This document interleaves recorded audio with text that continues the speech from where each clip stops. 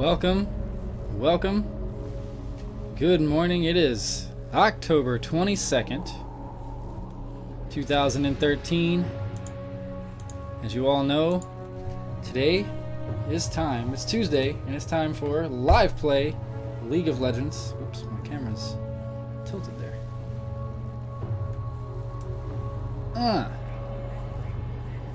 Fixing my hair because it's screwed up. It is time yet again for Live Play League.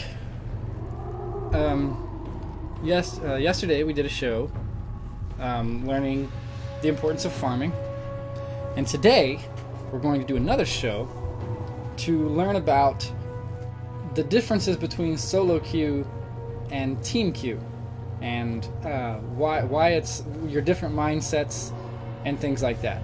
And so we're going to just jump into a game and kind of watch the game. We'll kind of analyze it at the same time while we're watching it and see where things went wrong and where things went right for other teams, for each team. But basically, I'm going to be talking a lot about the differences between solo queue and team queue, because the way you play League of Legends, depending upon those factors, it could vary.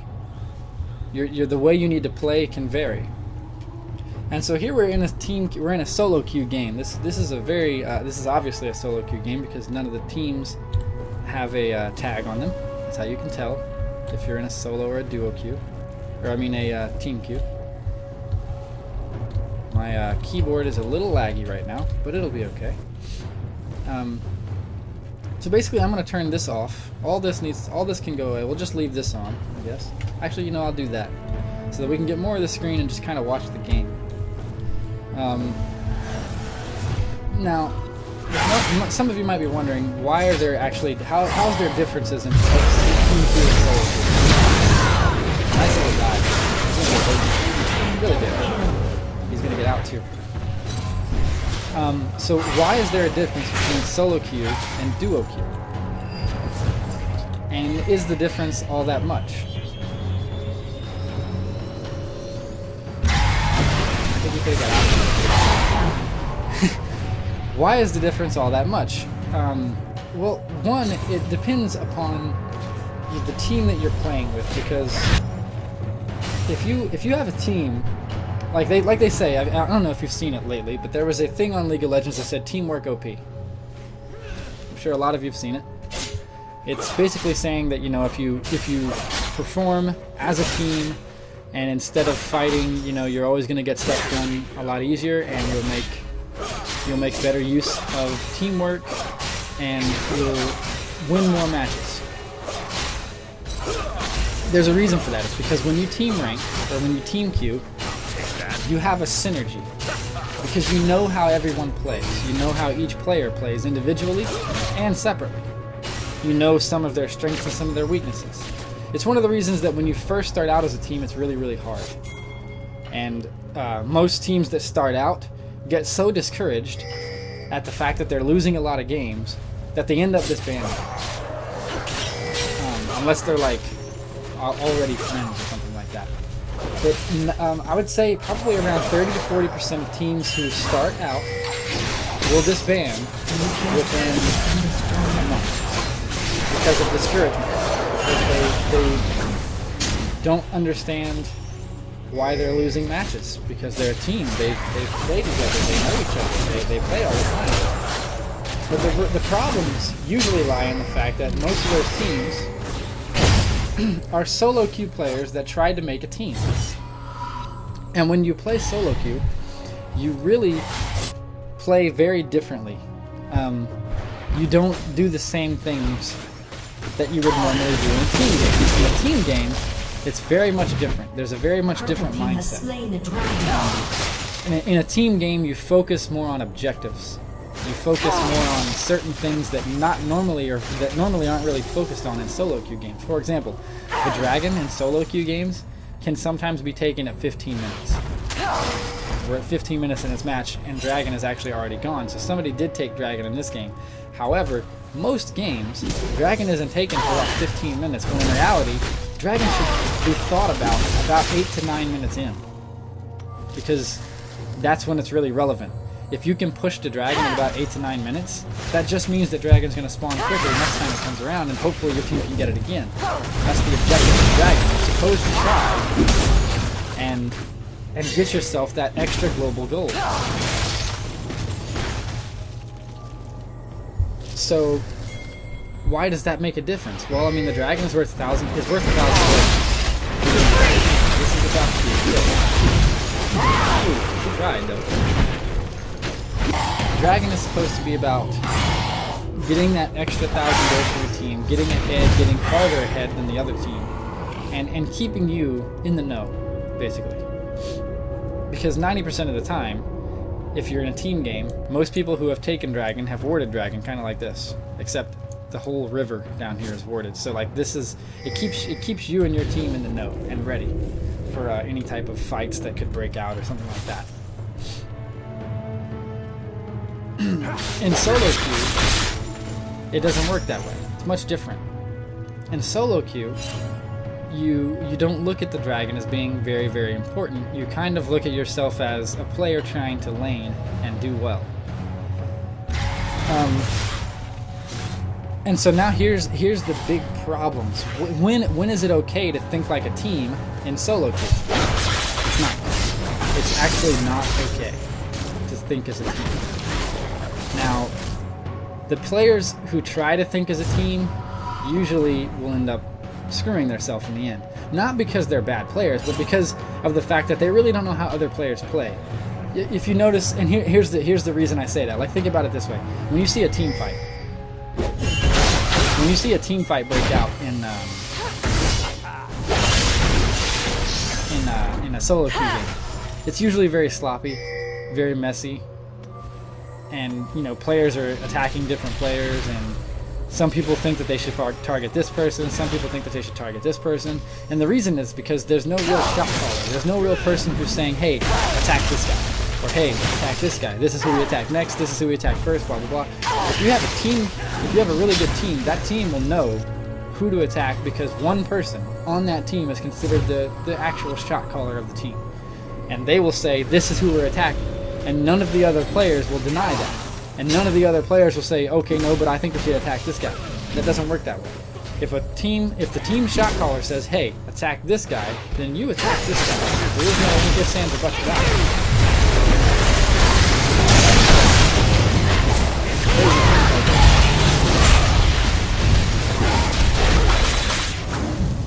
Oh, nice spear.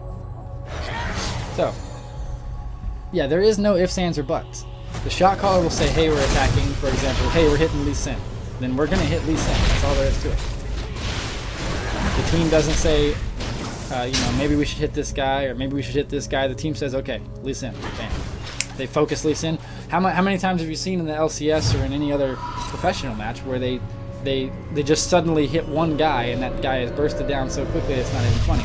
It's because they literally have the same thing. They have a shot caller who says, this is who we're hitting, this is who we're hitting next, this is who we're hitting next. And so team fights go really, really, really well, or they look like they go really, really well for pro teams. It's not really that they're going well, it's just they have a good shot caller, and they have a good, you know, sense of how everybody on the team plays. When you try to do that in a solo queue game, it goes wrong very quickly. I mean, yeah, you can target somebody, but it doesn't necessarily mean that the solo queuers that are playing with you are actually going to hit that person. I'm not saying it doesn't work ever, because I'm sure it does, but it just doesn't really work every time, and it doesn't work for every game. So next time you play a team game, or a solo game, this is how you should think about it. In a solo queue game, your objective is not to win or to lose. It is generally to get better at the champion, and to get better with map physics, and to get better with, you know, all sorts of, you know, you just to get yourself better. Because the more you understand about the game, the better you're going to play. And then eventually when you do drop over and start to go to team stuff, the transition will not be as easy as you think it is. It will definitely be quite hard, but you'll be smarter and you'll be more knowledgeable.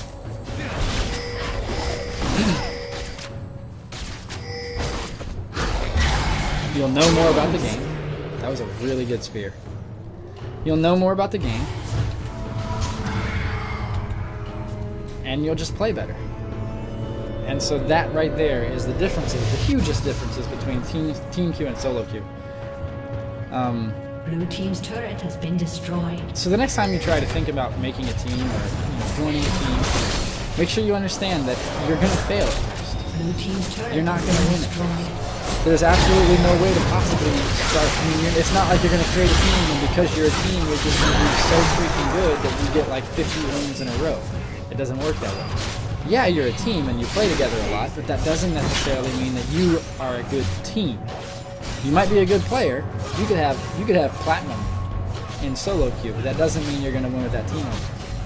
It's the same method. It's the same reasoning. Purple team The has team slain the dragon. itself has to get good, not each individual player. If that makes any sense at all.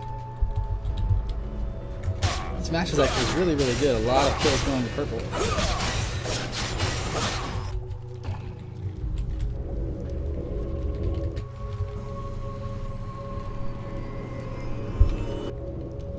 This Jax up here, split pushing. He's trying to get his farm going. Jax is one of the most OP laners in the game, possibly. I mean, it's just so hard to lane against.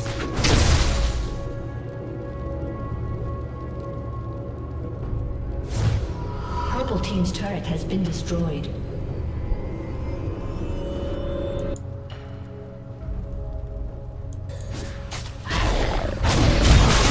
Oh, we got a dead Talon. Ooh, that was a jump on that. It's not that good of an idea, though. He's going to get out of there.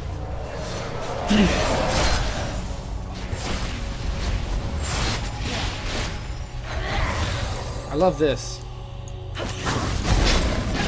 Now he ults. Actually, Nocturne could not ult a little bit ago. He wasn't close enough.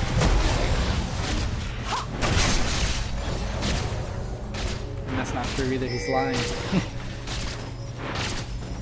Oh, no. So,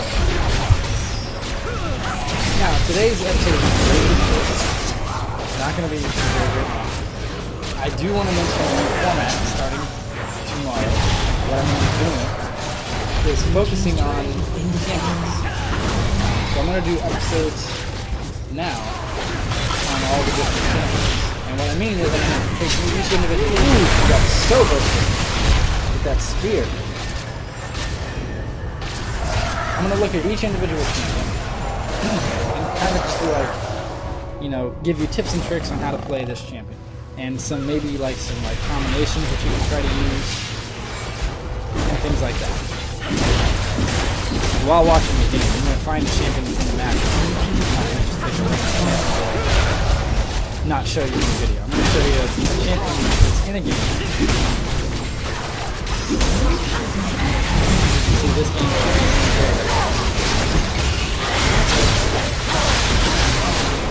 Huge fight breaking in. That Jack